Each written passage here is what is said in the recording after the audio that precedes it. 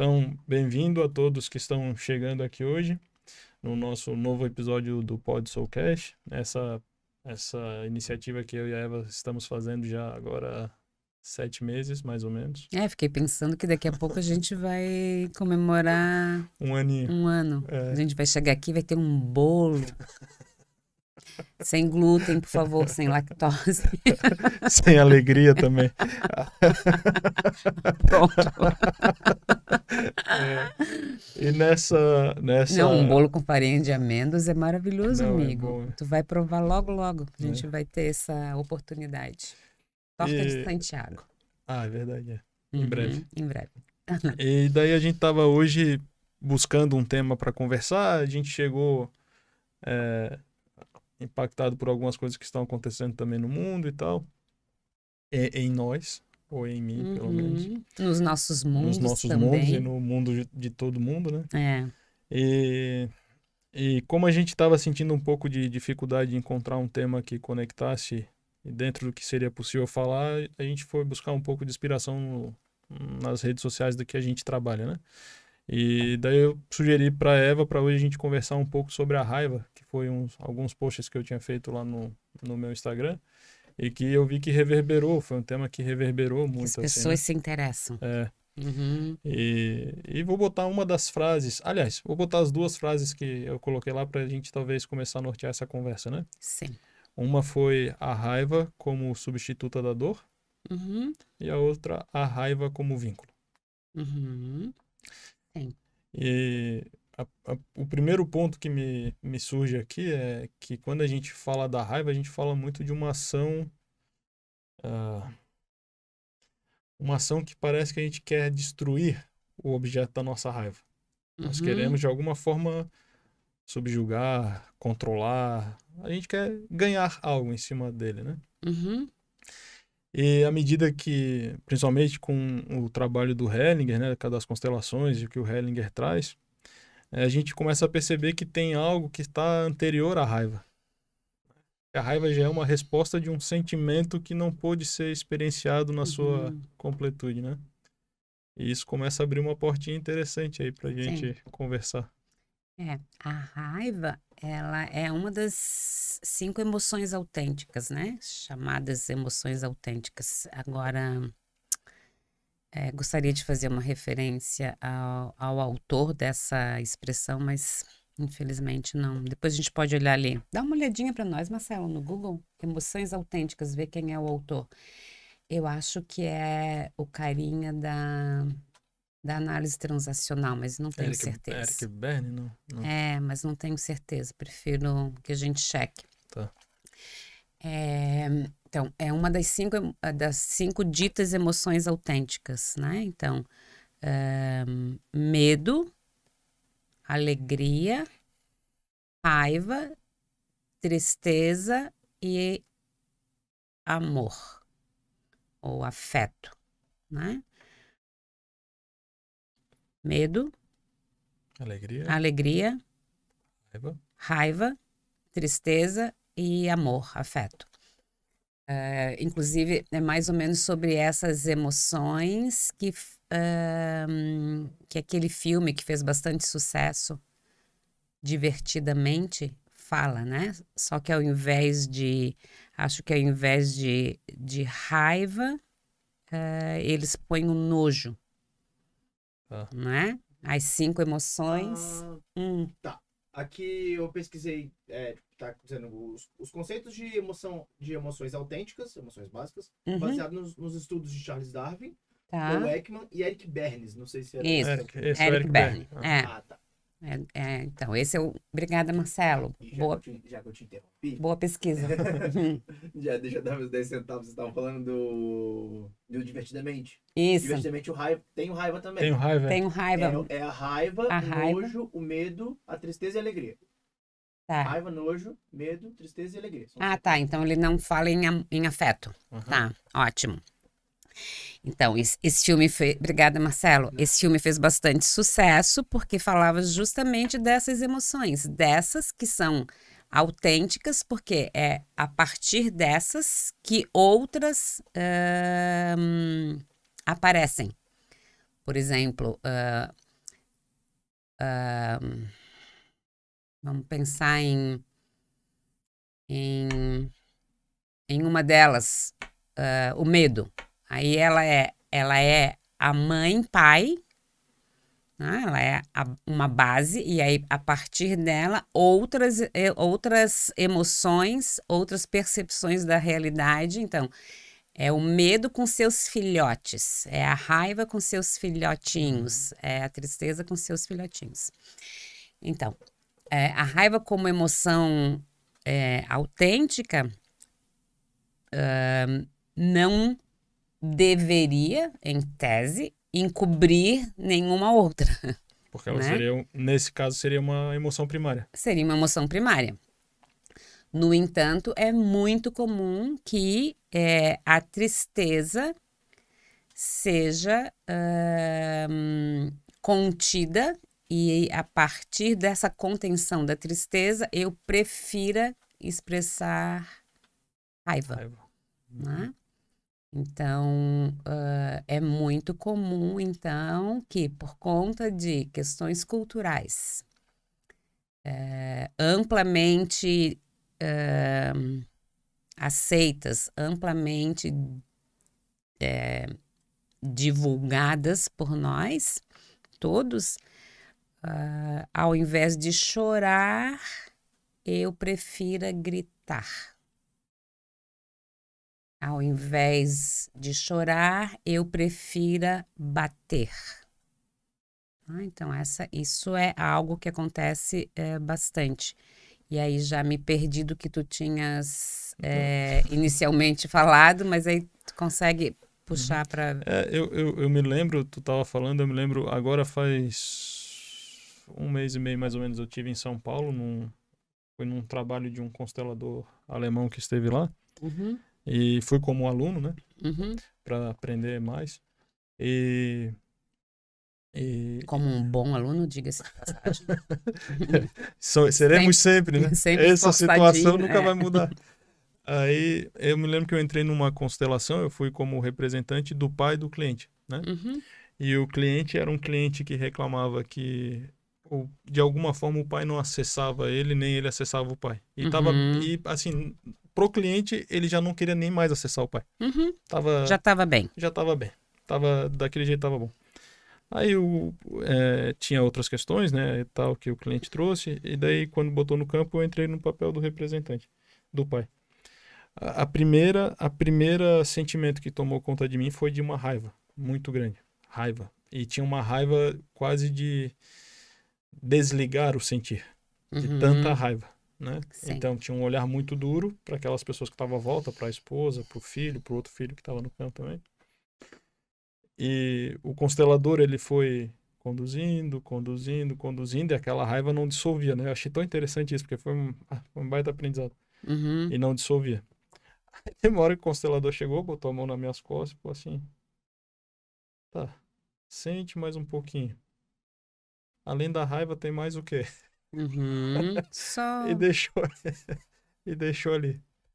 E daí começou a vir uma tristeza muito grande. Muito grande. Que eu olhava pro representante do filho, da vontade de chorar. Eu olhava pra esposa, da vontade de chorar. E eu sentia alguma coisa pra trás, que era onde era o mais difícil. E nesse dia me veio essa compreensão, assim, né? Essa tristeza que está anterior à raiva, muitas vezes é uma tristeza existencial, que quando tu vai chegar nela, é como se colocasse tudo em risco, se tu entrar naquela tristeza. Perfeito. Sabe? É tipo, Sim.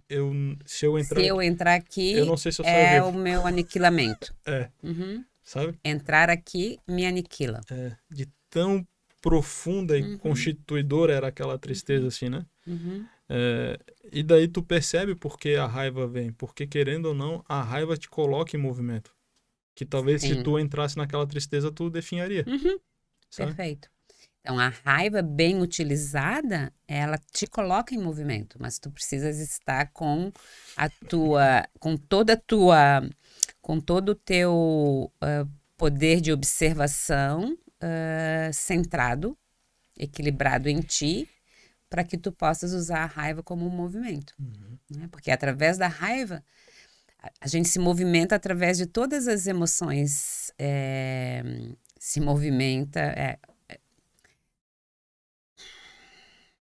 O medo e a tristeza são mais congeladores, né? Congelantes. Mas tanto o amor quanto a alegria, quanto a raiva nos movimentam. Né?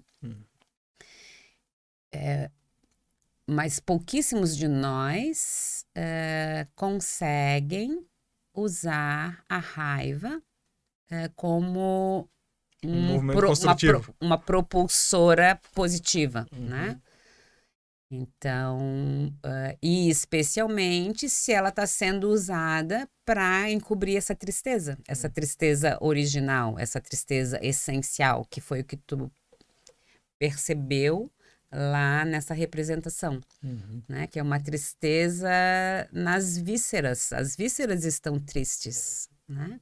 E sabe, me veio, nesse caso dessa constelação, tinha muitas dificuldades, mas na verdade todas essas dificuldades eram reflexo de uma dificuldade anterior, que era a vinculação desse pai com o pai dele, né?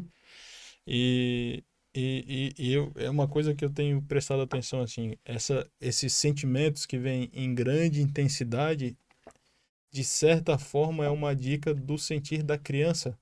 Exatamente. Né? E a criança, ela fica nesse lugar de desorganização mesmo, quando as coisas saem daquele padrão de segurança que ela está condicionada a receber, né? Então, tu imagina, às vezes essa intensidade está lá atrás sentida, um ser é desenvolvido a partir dessa falta, só que tem algum momento que esse sentir da criança não é mais permitido sentir livremente porque a vida aparece. Sim. Trabalhar, cuidar das coisas que vão aparecendo e tal. E tem o próprio lugar, né, que eu acho que a raiva surge um pouco disso,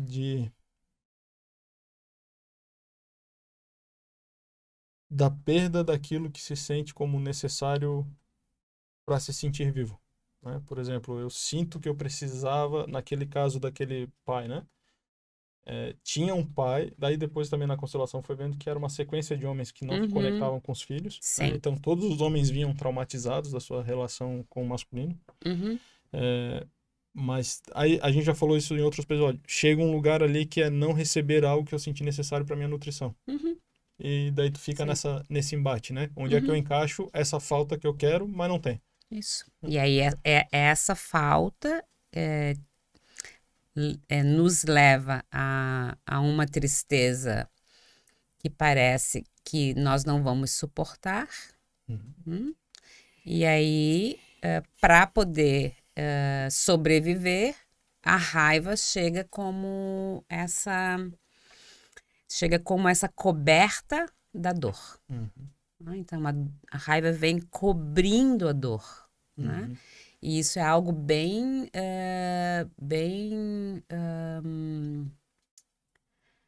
comum nos homens. Porque, então, os homens pouco recebem permissão para chorar. Né? Então, na nossa cultura, na cultura que está mais amplamente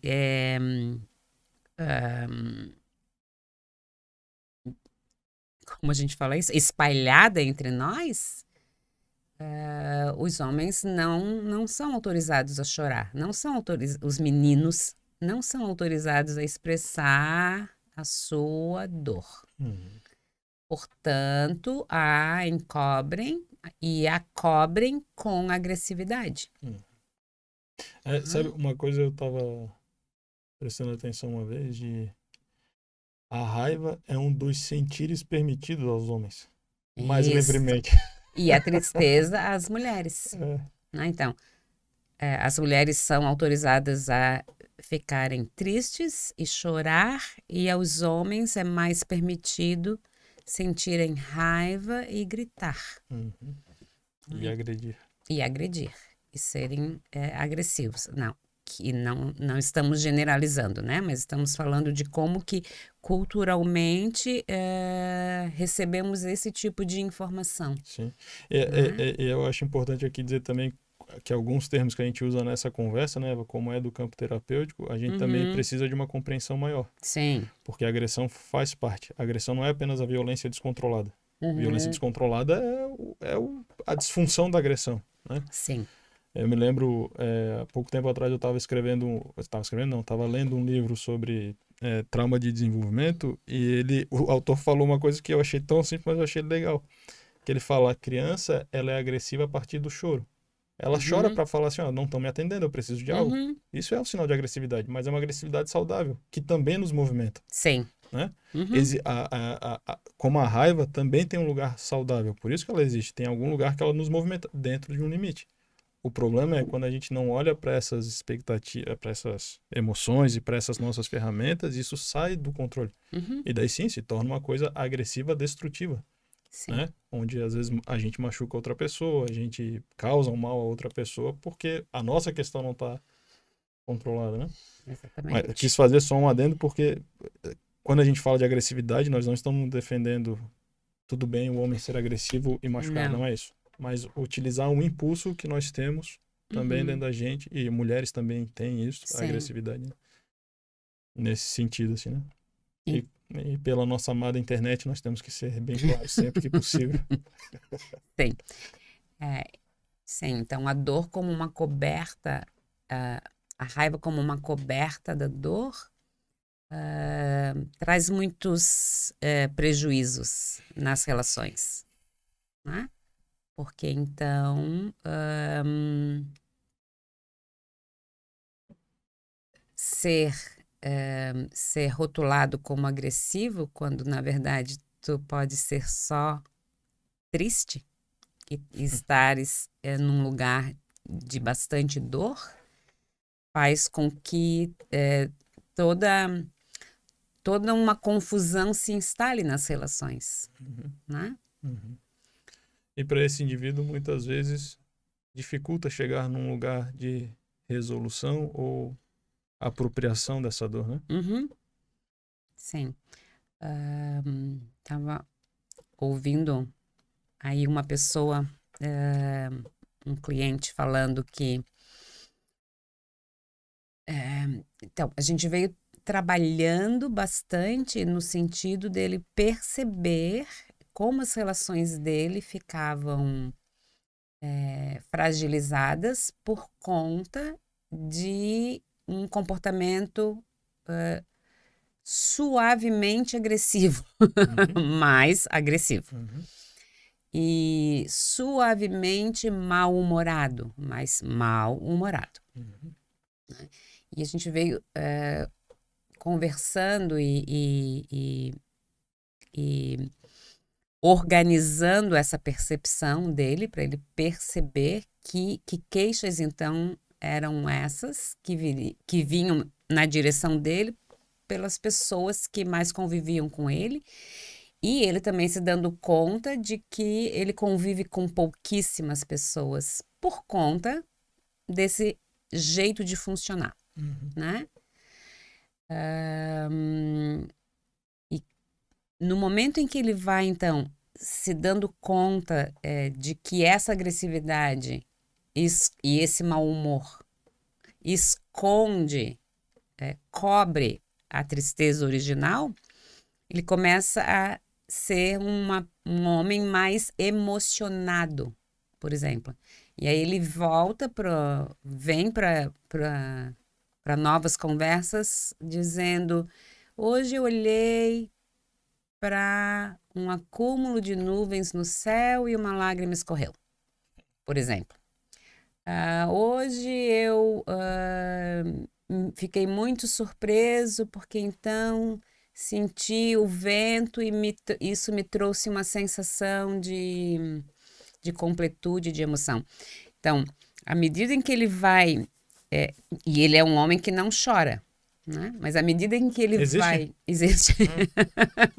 Então, não chora há muito tempo, né? Então, imagina, ele me contou, por exemplo, que a última vez que ele lembra que chorou, ele tem mais de 50 anos, que a última vez que ele lembra que chorou de verdade, que lágrimas escorreram, foi quando ele tinha 14, no falecimento de alguém bem importante para ele. Então, imagina todo esse tempo sem lubrificar o canal lacrimal, né? Só até como metáfora mesmo. E aí, quando ele vai percebendo que a agressividade, que o mau humor são uma cobertinha para a tristeza que o habita e para essa dor das vísceras, esse lugar que ele também não sabe como se instalou, né? Existem fatos biográficos? Existem, mas não que justifiquem tanto. Mas aí é como tu já falaste, uma geração para trás, 2 gerações para trás, 3 gerações para trás. Só está instalado, né? Só está instalado. Só está herdado. Né? Então, quando ele vai se dando conta disso, automaticamente ele já vai se abrindo para emoção, para outro tipo de emoção. Né? Porque até então, sim, ele era um homem sensível e delicado quando olhava para um acúmulo de nuvens no céu e era bonito, ou quando... Mas isso só na razão. Ele só conseguia falar, eu acho linda aquele acúmulo de nuvens no céu. Esse ventinho... Era só na razão. Era sempre uma explicação do que estava percebendo. Mas agora não. Agora ele já percebe com outras partes da constituição dele. Então, isso é muito... Isso vai mesmo desfazendo o que na bioenergética se chama de couraças, né? Isso vai desfazendo as couraças. Né? E aí as emoções, essa, por exemplo, da tristeza, ou de estar emocionado, porque então até agora ele ainda não está chorando de tristeza, ele está chorando de emoção. Mas isso já é um jeito das couraças irem se diluindo, né? Tu estava falando, me veio uma imagem, né, de um livro tem um livro do Alexander Lowen, que o nome do livro é O Corpo Traído, né? Tá. E é essa imagem, porque assim, quanto mais longe a gente está daquilo que nós sentimos, né? E quando a gente fala da raiva como uma estratégia para não sentir algo, nós também estamos falando de uma distância que nós estamos do nosso próprio centro. A gente vai começando a ir para a periferia e às vezes para fora do corpo mesmo, né? Sim. Como tu falou, né? E é muito comum isso em pessoas traumatizadas, né? Elas começam a desenvolver uma hiperracionalização da vida. Elas vão explicando tudo, né?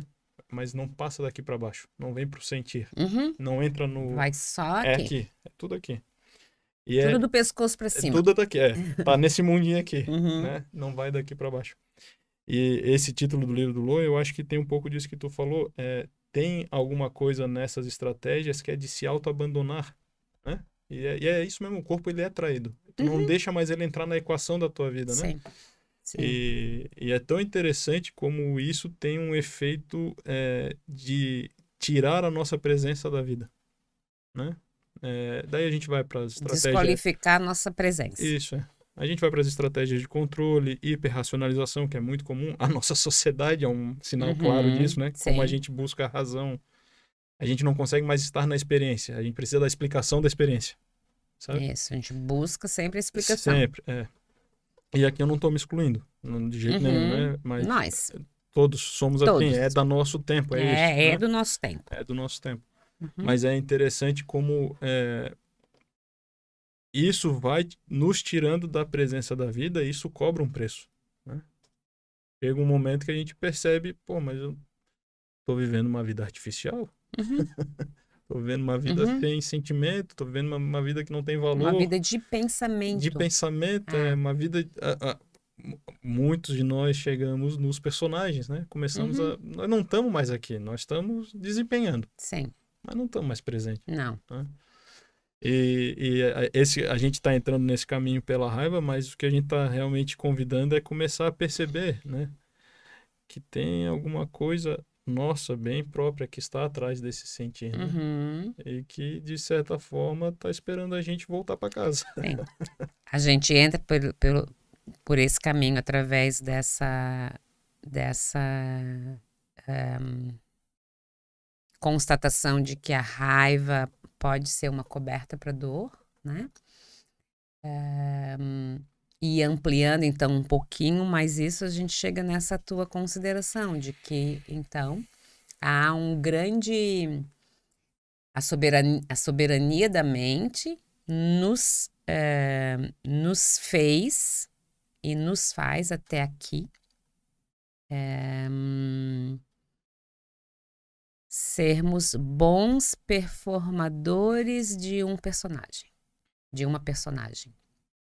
Né? Então, somos todos bons diretores, bons atores e atrizes de um teatrinho que a gente inventou quando a gente era muito pequenininho. Né? A gente era muito pequenininho quando a gente inventou essa personagem. A gente era muito pequeno. E essa personagem vem nos acompanhando. No Pathwork, essa personagem é chamada tecnicamente de autoimagem idealizada. Então, é essa personagem que nós todos criamos, construímos, ainda bem, corajosamente construímos. Nos aguentou por muito tempo, né? Nos suportou, nos deu suporte, qual o verbo tu usou? Nos sustentou por muito tempo, né? Nos trouxe até aqui, mas é necessário que nós a percebamos, que nós possamos olhar para essa imagem criada por nós e que ela possa ser usada quando é necessária. Não o tempo todo. Né? Porque, claro, se eu for, por exemplo, a minha autoimagem, falando então bem especificamente, né? A minha autoimagem é de espertinha.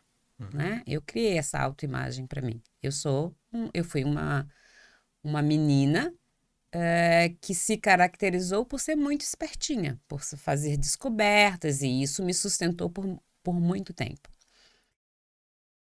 E ser espertinha no sentido de inteligente e inovadora e descobrir coisas, né?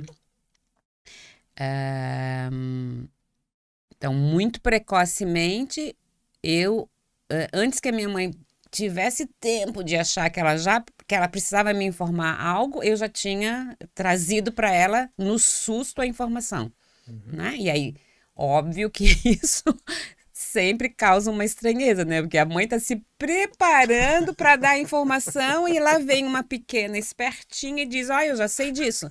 Aí a mãe... Mãe, por favor, eu já sei. Né? Então, esse é o personagem criado por essa menina para poder sobreviver. Então, hoje, se eu for fazer uma palestra num auditório para 300 pessoas em inglês, por exemplo, eu vou entrar no auditório junto com essa personagem. Porque ela que sabe... Ela que tem jogo situação. Ela que tem jogo de cintura, né? Mas à medida em que os 10 primeiros minutos dessa situação nova se concluírem, eu vou dizer para minha autoimagem idealizada, obrigada, querida. Daqui vai comigo. Daqui para frente, sigo eu, né? É verdade, eu te criei, tu me ajudas muito, mas agora o teu trabalho foi concluído, podes descansar, que daqui para frente segue a essência de quem eu sou na maturidade, né? Então, esse é o grande trabalho pessoal que nós precisamos fazer. Descobrirmos quem é essa personagem. Né? Porque tem esse exemplo que tu deu é interessante, porque a gente pode falar isso para todos os movimentos da vida, né? Se eu venho com o meu personagem e começo a entrar com o meu personagem nos meus relacionamentos, por exemplo, quais são as chances desses relacionamentos? Quais são as chances? Né? Porque, então, eu na minha personagem, eu acho que personagem é uma palavra que a gente sempre usa no feminino, não sei, mas estou usando sempre no feminino para poder seguir aí uma informação que eu tenho aqui. Eu com a minha personagem me relacionando com a tua personagem. Uhum. Né? Então, existe uma tela de projeção minha aqui na minha frente, existe uma tela de projeção tua aí na tua frente, e nós por trás tentando... E as essências não se encontram, E né? as essências não se encontram. Né? As essências não se encontram, as presenças não se encontram. Então, essa tela de projeção em que a gente vai projetando, vai autoprojetando a personagem, né? É que se relaciona com a outra tela de projeção né? Autossustentada por uma essência que está ali atrás, mas é tela com tela, não é presença com presença. Então, isso faz com que a gente tenha muitas expectativas, né? Muitas doenças emocionais Muitas também. Doenças emocionais, muita ansiedade. Porque é interessante, assim, né? Quando a gente fala do corpo e do sentir, ele precisa estar na experiência. É fisiológico, não é tipo assim, eu gosto de sentir. Não tem nada a ver com isso. O corpo funciona a partir do sentir. É como ele lê o ambiente, é como ele se relaciona com aquilo que está acontecendo. E quando a gente está nesse lugar separado, né? O corpo não entra na dança. E, de certa forma, tu não entra na dança. Não né? entra. Então, isso traz, a médio e longo prazo, isso começa a trazer reflexos, né? Tanto que a gente vê hoje a nossa sociedade com depressão, né? Ansiedade e tal. Por quê?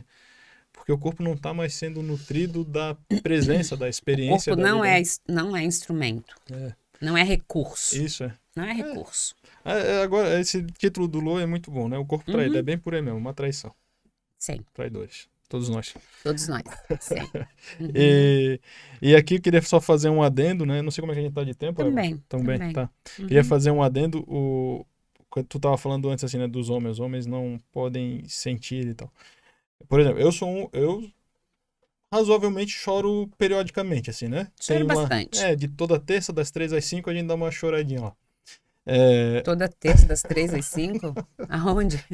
Piadas que não pegam. Piadas que não pegam, às vezes acontece. Tá. Mas é tão interessante que assim, mais uma aguinha, Marcelo. Mesmo para aqueles que têm alguma abertura, porque também não é abertura, mas tem alguma abertura, estar em contato com o sentimento muitas vezes é uma coisa que desafia, porque é um lugar que a gente não é muito educado, né? Sim. Sim, e sempre... Obrigada. E sempre cheira a vulnerabilidade olhada no sentido negativo, né? Sim. Tanto que, né, isso acho que todos conseguem reconhecer. O nosso corpo solta as nossas dores em ambiente de segurança. Porque senão ele fica segurando. Mas estou falando isso porque emoções, principalmente para nossa cultura, já é um lugar de confusão. Né? A gente fica muito desorientado quando a gente é invadido por muitas emoções, né? Que tem por exemplo, eu vejo isso, pais fazendo isso com criança, vejo isso a gente fazendo com adulto, né? Deixa que logo passa. Né? Tu não valida a experiência da pessoa, né? Não. E até na nossa própria educação,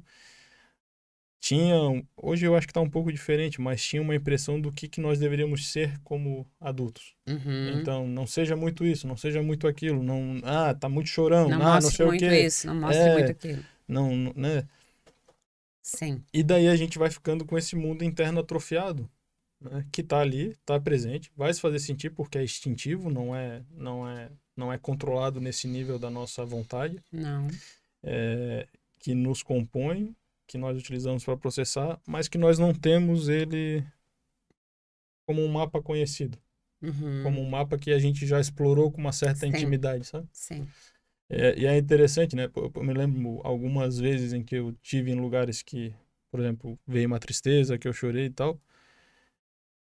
Como internamente, tipo assim, eu tenho que dar um jeito que isso pare rápido. Posso até chorar. Já tem uma censura rápida ali. Resolve as tuas lágrimas e vê se volta, tá ligado? Chora, mas não muito. E é tão interessante porque isso também é um sentir. É um negócio que vem de dentro, tipo assim, cara... Sim. esse teu lugar aí, tu não vai durar muito tempo. Uhum. Nesse lugar tu não sobrevives. Agiliza aí. Te havia. Então é interessante isso, né? Ao mesmo tempo que é um lugar de extrema necessidade a gente começar a se apropriar e viver, parece que a gente tem toda uma informação que te leva para o contrário disso, né? No sentido de reprimir e paga aí. Isso. Né? Poucas chances, né? Então, quase nenhuma das emoções autênticas são autorizadas, né? Nem mesmo a alegria é tão autorizada, nem mesmo o afeto é tão autorizado, né? Quase todas, acho que todas, são... É sempre assim... Para usar a nossa palavrinha, como é que é aquela palavra? Te é ligeira, não? Não. Te preserva, querido. Te preserva, meu amor. Isso é legal. Nada muito. Isso é legal porque emoções são íntimas. Né? Tu tá te mostrando no teu lugar mais desprotegido na tua emoção, pra né? Que te expor?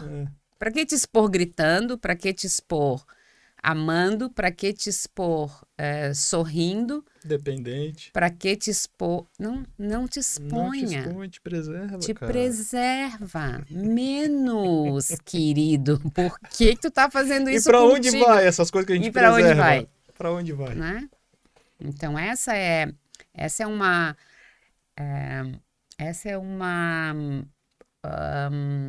orientação que todo mundo já ouviu, já fez, né? Nada pode ser, nenhuma emoção pode ser muito expressada, pode ser muito experienciada, principalmente pelas crianças, que sempre, ou quase sempre, vão ter um adulto ao lado delas dizendo, já vai passar, não precisa, menos, não, agora não.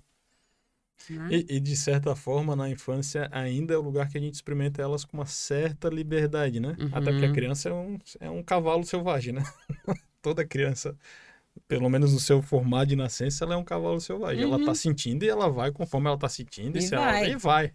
Né? E com o tempo aquilo ali vai entrando num condicionamento, né? Isso. E é tão interessante, né? Se tu conversar com as pessoas, a grande maioria delas vai dizer que elas foram felizes na infância ou que tiveram bons momentos na infância e que à medida que a vida foram crescendo, amadurecendo, foi ficando difícil e tal. E eu me pergunto, né? Será que não é porque na infância nós ainda temos certa liberdade de experienciar o sentir e nós só fluímos com eles, né? Porque especialmente se nós estamos com outras crianças. Né? Então, se a gente está na companhia de crianças, se nós somos pequenos e estamos entre os nossos iguais, a gente consegue consegue expressar genuinamente, né? Isso é muito legal. Mas aí sempre chega alguém maior e diz, ei, menos.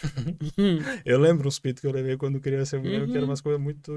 Enfim, faz parte também. Sim. Mas era interessante. Mas tô falando tudo isso porque, né? Dentro da questão fisiológica, a gente compreende que o sentir, ele não é apenas um adereço da nossa vida. Ele é um lugar de processamento de informações no nosso cérebro, né? Sim. Tanto que o trauma é quando essas informações estancam ali na ativação, né? Cristaliza e ficam presentes, né? Então, o sentir não é um capricho. A gente não tá falando... O sentir que a gente fala aqui não é o sentir poético, né? Ai, o amor. Não. Ai, a alegria. Não é esse sentir. Não tem nada a ver com isso. Não. O sentir é como o nosso corpo se apropria das nossas experiências. E como a gente permite ele se apropriar da experiência, né? Sim. Que autorização a gente dá para o corpo, né? Para ele realmente sentir, né? Porque se a gente falar dos sentimentos, das emoções... Se não todas, elas não estão sob nosso controle. A gente tem controle que a gente faz com elas. Mas senti-las... Não. Não fala assim, a partir de agora sentirei raiva porque não gostei do que tu fez. Elas são autônomas, né? autoexistentes, né?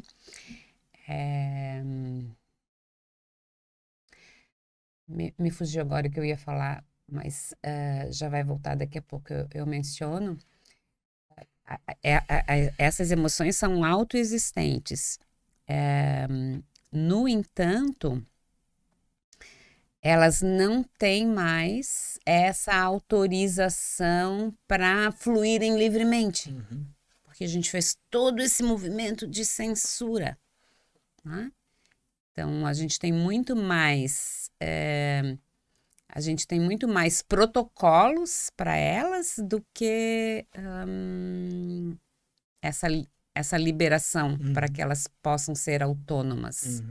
Né? Então, quando elas surgem autonomamente, a gente aciona o protocolo. Não. Diz, não, menos, agora não.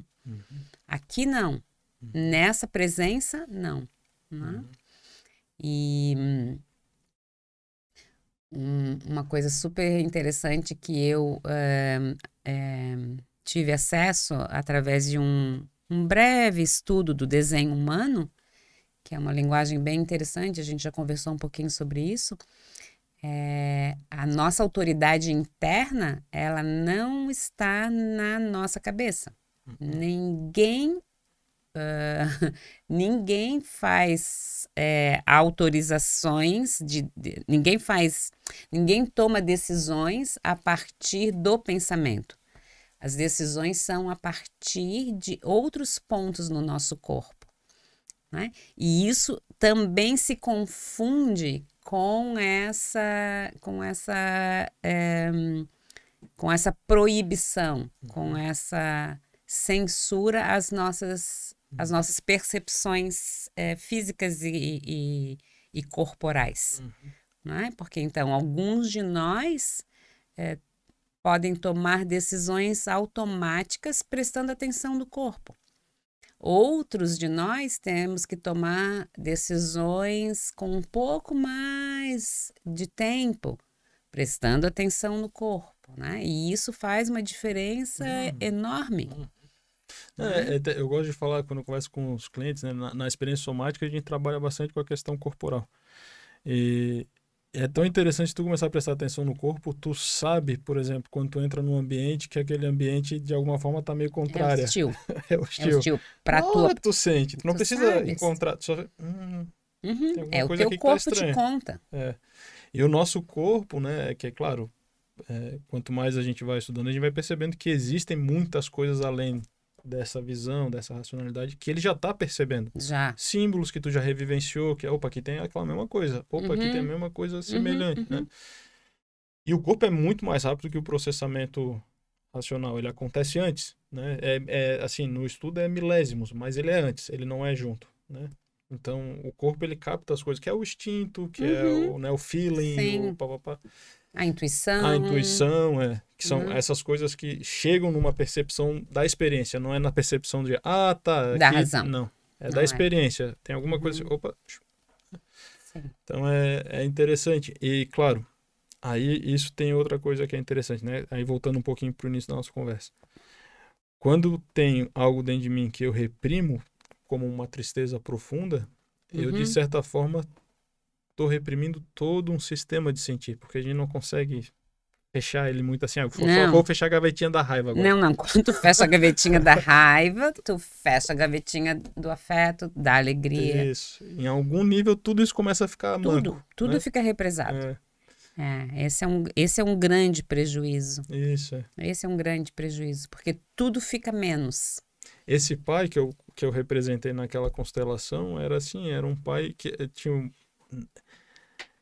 não tinha sentimento com o externo, mas aí não tinha contato. Não tinha contato.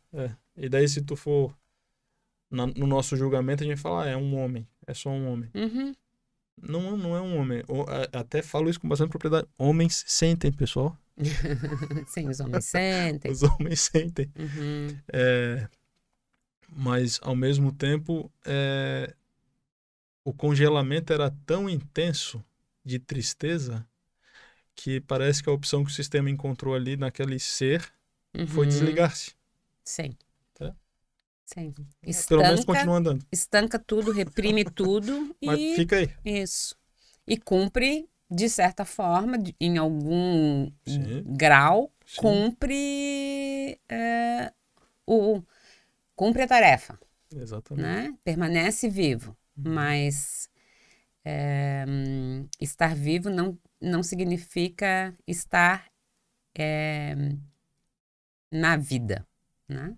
Total. Às vezes nós estamos vivos, mas estamos num estado de não vida e de não morte, que é muito pior. É pior, né? Mas é melhor também. Visto por outro lado, também é melhor, né? Do que... se a gente trouxer a visão sistêmica, a gente pode falar que esse homem não estava disponível para si próprio, mas ele ainda assim criou uma família, criou um movimento, passou a vida adiante, né? Com toda essa tristeza reprimida, com toda essa tristeza, represada. Deu conta porque a gente percebe na constelação que isso é um movimento muito importante, o passar adiante, né? O que se recebeu. E nesse sentido, sim, tudo ali estava no seu mínimo, mas deu conta. Né? Sim, e me ocorre que a gente tem que achar um jeito de concluir. E aí fiquei pensando se não era bom... Ops, peraí. Just a minute. Se não era bom a gente puxar o texto lá. Do qual? Do post? Legal. Talvez seja interessante. Estou aqui procurando. Deixa eu ver se eu acho. Aqui. Do primeiro ou do segundo? Eu não sei qual é o primeiro e qual é o segundo. Deixa eu ver. Encobre Tristeza. A raiva também é vínculo? Não, a outra. Tá. Encobre a Dor. Deixa eu ver aqui. Posso ler? Pode. A raiva como substituto da dor, né? Onde é que tá?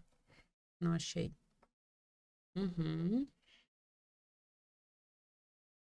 Então vou ler vou ler a legenda dessa publicação. Então, o título é A Raiva como Substituta da Dor. E aí o texto, que não é muito grande. Pode ser? Vamos lá. Numa separação, a raiva muitas vezes funciona como um substituto da dor pela perda.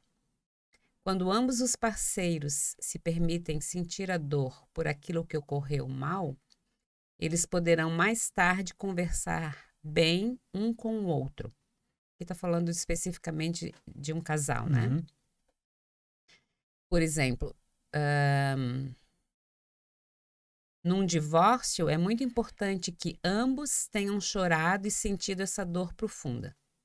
Muitos procuram onde está a culpa porque querem escapar dessa dor. Mas quem a sofreu, quem sofre essa dor, fica livre. Isso está entre aspas porque é retirado de um trecho do livro do Heilinger, Ordens do Amor. Aí, nesse sentido, a raiva é uma resposta de ofensa do corpo. De ofensa? Desculpa. Nesse sentido, a raiva é uma resposta de defesa do corpo, para não chegar a uma dor muito desafiante. Ao mesmo tempo, essa dor da perda e do luto sobre uma relação é justamente o caminho que o corpo precisa fazer para digerir o acontecimento e soltá-lo. Se você está nessa situação, o desafio é reconhecer que a raiva que está tentando evitar, significa uma dor maior. Aquela que sentimos com o fim de algo em que ainda se desejava mais. A dor do não ter, da separação e do reconhecimento da individualidade. Ao mesmo tempo, quando aceitamos vivenciar a dor que a realidade propõe, alguns bons tesouros se encontram do outro lado. E assim também, aos poucos, vamos deixando o que passou em seu lugar e nos abrindo para algo novo. Paro aqui? Pode continuar, porque eu acho que tem um pontinho aí que ele puxou os pais, se eu não me engano. Um outro adendo que percebo da raiva é que ela também é uma forma de vinculação.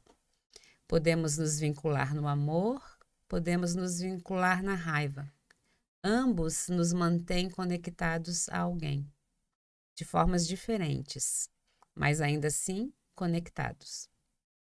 E é tão interessante que esse vínculo substituto criado da raiva muitas vezes denuncia uma vontade de conexão diferente daquela anunciada pela mente, que diz: dele ou dela eu quero distância.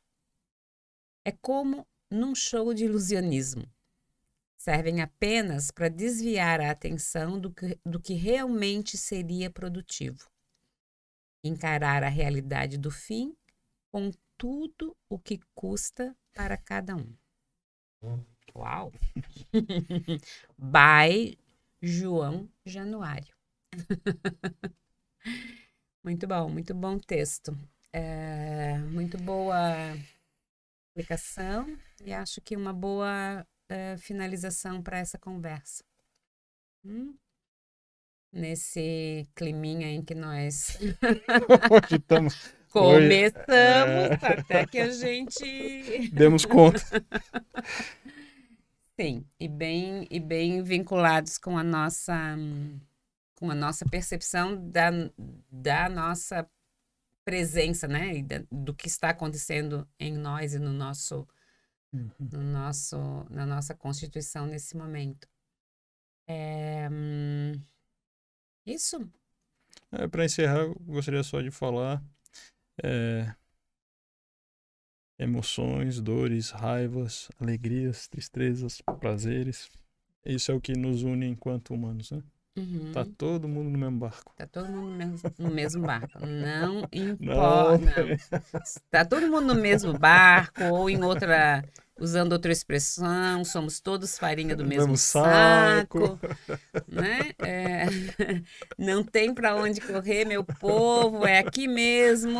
O monstro é esse. Sobre a terra, embaixo do céu, contidos por toda essa grandeza que a gente faz a nossa existência criar mais significado, né? Valeu, Eva. É isso, valeu muito, obrigada. Muito obrigado também. E até a próxima semana. Até a próxima. Obrigada, Marcelo. Valeu, Marcelo.